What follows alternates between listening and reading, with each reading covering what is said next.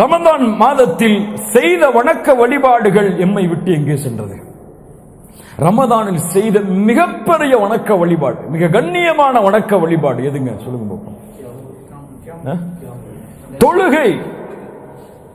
ரமதானுக்கு முன்னாலும் அதுதான் சிறந்த வணக்க வழிபாடு, ரமதானிலும் அதுதான் சிறந்த வணக்க வழிபாடு, ரமதானுக்கு பிறகும் அதுதான் சிறந்த வணக்க வழிபாடு. அல்லாஹ்வுடைய தூதரிடத்திலே கேட்கப்பட்டது, ஐயுல் அமாலி அஃதல், அமல்களில் சிறந்தது எது? அல்லாஹ்வுடைய தூதர் சொன்னார்கள், அஸ்ஸலாத்து லிவக்திஹா, தொழுகை அதனுடைய நேரத்தில் தொழுதல். சுப்ஹானல்லாஹ், தொழுகையை லிவக்திஹா, அதனுடைய நேரத்தில் தொழுதல். வபிர்ருல் வாலிதைன், அப்படின்னா தாய் தந்தையர்களுக்கு பணிவிடை செய்தல். சும்மல் ஜிஹாது ஃபீ சபீலில்லாஹ், அல்லாஹ்வுடைய பாதையில். சுப்ஹானல்லாஹ், எதுக்கு முன்னாடி அல்லாஹ்வுடைய தூதர் சிறந்த அமல் சொன்னாங்க? ஜிஹாதிற்கு முன்னால், பெற்றோர்களுக்கு பணிவிடை செய்வதற்கு முன்னால் சிறந்த அமல் தொழுகை. இந்த ஜிஹாதுடைய தேட்டம் உள்ளத்தில் இருப்பவர்கள் கூட தொழுகையை சரியாக கடைபிடிப்பது கிடையாது. ஜிஹாதை பற்றி பேசுபவர்கள், முஸ்லிம் சமூகத்தின் பிரச்சனைகளை எடுத்து சொல்பவர்களுக்கு கூட வணக்க வழிபாட்டுடைய இந்த அமலில் ஆர்வம் கொள்வது குறைவு. சுப்ஹானல்லாஹ், எவ்வளவு கண்ணியமான அமல் தெரியுமா?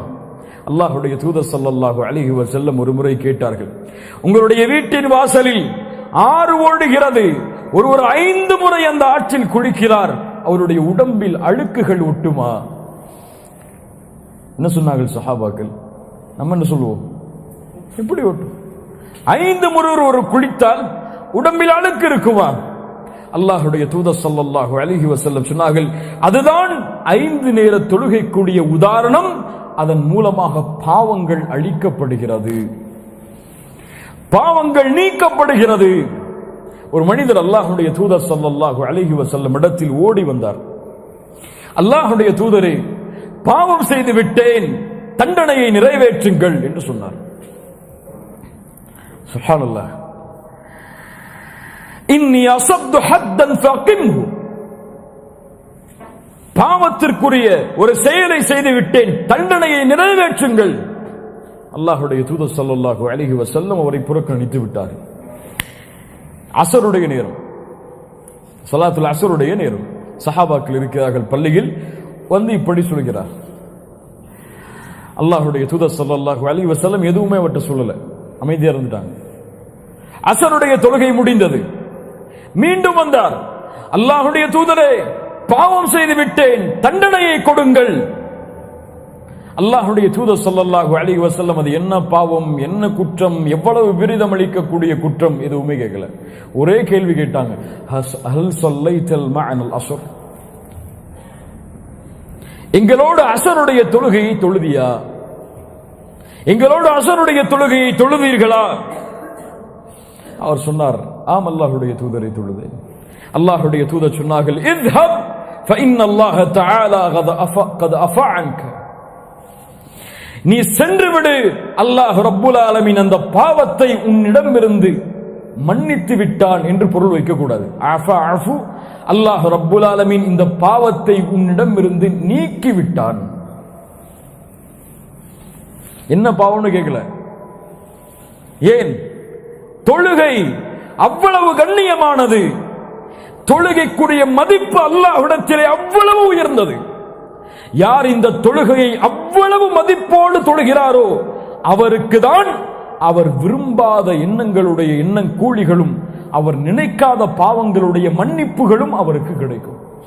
இந்த தொழுகை ஏன் என்று தவற விடப்படுகிறது? ஏன் என்னால் 5 நேர தொழுகையை சரியாக ஜமாஅத்தோடு அல்லது நேரம் குறிப்பிடப்பட்ட முறையில் தொழ முடியவில்லை? இங்கே ஒரே ஒரு கேள்விதான், எது முக்கியம்? அவ்வளவுதான், நான் சொல்லிடுறேன். எது முக்கியம்? இந்த கேள்விக்கு பதில் தெரிஞ்சா நம்முடைய வாழ்க்கையில் எது முக்கியம் எனக்கு தெரியும், உங்களுக்கு தெரியும்.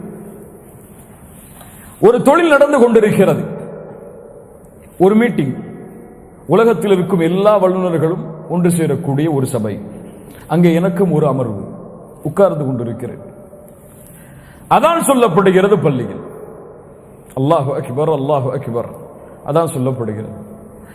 இந்த நேரத்தில் என் உள்ளத்தில் ஒரு கேள்வி வருகிறது. தொழுகைக்கு அதான் சொல்லப்படுகிறது, அல்லாஹ் தான் மிகப்பெரியவன் என்ற அழைப்பு வருகிறது. எனக்கு முன்னால் உலகத்தின் தலைவர்கள் உட்கார்ந்து இருக்கிறார்கள். இந்த நேரத்தில் நான் தொழுகையை முற்படுத்துவதா, அதைவிட சொல்ல வேண்டும் என்றால் அல்லாஹ்வின் கட்டளையை முக்கியத்துவப்படுத்துவதா அல்லது இந்த தொழிலை முக்கியத்துவப்படுத்துவதா? இந்த ரெண்டு தான் கேள்வி. யார் தொழிலை முக்கியத்துவப்படுத்துகிறார்களோ அவர்கள் விரும்பினாலும் விரும்பவில்லை என்றாலும் அவர்கள் அல்லாஹுவை விட, அல்லாஹ்வின் கட்டளையை விட தொழிலுக்கு தான் தங்களுடைய வாழ்வில் முக்கியத்துவத்தை ஏற்படுத்தி வைத்திருக்கிறார்கள். யார் அந்த அமர்வை விட்டு எழுந்து தொழுகைக்குரிய நேரம் முடிவதற்கு முன்னால் தொழுகைக்காக அந்த அமர்வை புறக்கணித்து செல்கிறாரோ அல்லது அனுமதி கேட்டு செல்கிறாரோ, கண்ணியமான முறையில் சென்று தொழுது வருகிறாரோ, இவர் தொழுகைக்கு முக்கியத்துவத்தை கொடுப்பவர். அதாவது அல்லாஹ்வுடைய கட்டளைக்கு முக்கியத்துவத்தை தருபவர். என் வாழ்வில் வரக்கூடிய எல்லா நிலையிலும் இதை பொறுத்து பார்த்தால் என் ரப்பு எனக்கு முக்கியமா, என்னை படைத்தவன், பரிபாலிப்பவன், உணவளிப்பவன், இந்த வாழ்வாதாரத்திற்கு சொந்தமானவன், இவன் எனக்கு மிகப்பெரியவனா, அல்லது என் தொழில், என் வருமானம், என் குடும்பம், என் திருவிழா, என் வீட்டு நிகழ்ச்சிகள், இது என்னுடைய வாழ்வில் மிகப்பெரியதா என்ற கேள்விக்குரிய பதில் அல்லாஹ் மிகப்பெரியவன் என்று யாருடைய உள்ளத்தில் எழுகிறதோ அவர்கள்தான் வெற்றியாளர்கள். யாருடைய உள்ளத்தில் எழவில்லையோ அவர்கள்தான் நஷ்டவாளிகள், தோற்றவர்கள், வாழ்வின் யதார்த்தத்தை, உண்மையை அறியாதவர்கள், ஷைத்தானுக்கு தன்னை அடிபணிய வைத்த முற்றிலுமான அடிமைகள். அல்லாஹ் ரப்புல் ஆலமீன் அந்த கூட்டத்தில் இருந்து நம்மை பாதுகாப்பானாக. வாழ்வில் ஒரு 10 நிமிஷத்தை கூட ரப்புக்காக ஒதுக்க முடியாத நஷ்டவாளிகளை விட வேறு யார் நஷ்டவாளிகள்? ஒரு 5000 திர்ஹம் அல்லது 10,000 திர்ஹம் சம்பளத்தை கொடுக்கிற ஒரு முதலாளிக்காக ஒரு நாளில் எத்துணை நேரத்தை அவர் ஒதுக்க சொன்னாலும் ஒதுக்க தயார். இன்று நோயை என் ரப்பு கொடுத்தால் அவனை தவிர யார் நீக்க முடியும்? எவ்வளவு கோடிகளை செலவழித்தாலும் அந்த நோயை என் ரப்பை தவிர யாரும் நீக்க முடியாது என்று நம்பிக்கை கொண்டிருக்கக்கூடிய முஸ்லிம் ஏன் ரப்புக்காக அந்த நேரத்தை அவன் இழப்பதற்கு தயாராகவில்லை? இந்த கேள்விகளுக்கெல்லாம் பதில் இல்லை. எவ்வளவு முறை கேட்கப்பட்டாலும், இன்று கேட்கப்பட்டால் நாளை துஹருடைய தொழுகைக்கு இந்த கேள்வி நம்முடைய உள்ளத்திலே வராது. நஃப்சுல் அம்மாரா, நித்திக்கக்கூடிய உள்ளம் நம்முடைய உள்ளத்தில் இல்லை. ஏன் செய்கிறாய், எதற்கு செய்கிறாய், அல்லாஹ் பார்க்கிறானே, செய்யலாமா செய்யக்கூடாதா என்ற ஒரு எண்ணமே நம்முடைய உள்ளத்தில் ஏற்படுவது கிடையாது. சகோதரர் கூறியது போல, கல்லா பல் துஹிப்பூனல் ஆஜிலத வ ததரூனல் ஆகிரா, நீங்கள் உலகத்தை தான் விரும்புகிறீர்கள். பல் துஸிரூனல் ஹயாத்தத் துன்யா வல் ஆகிரத்து கைரு வ அபகா,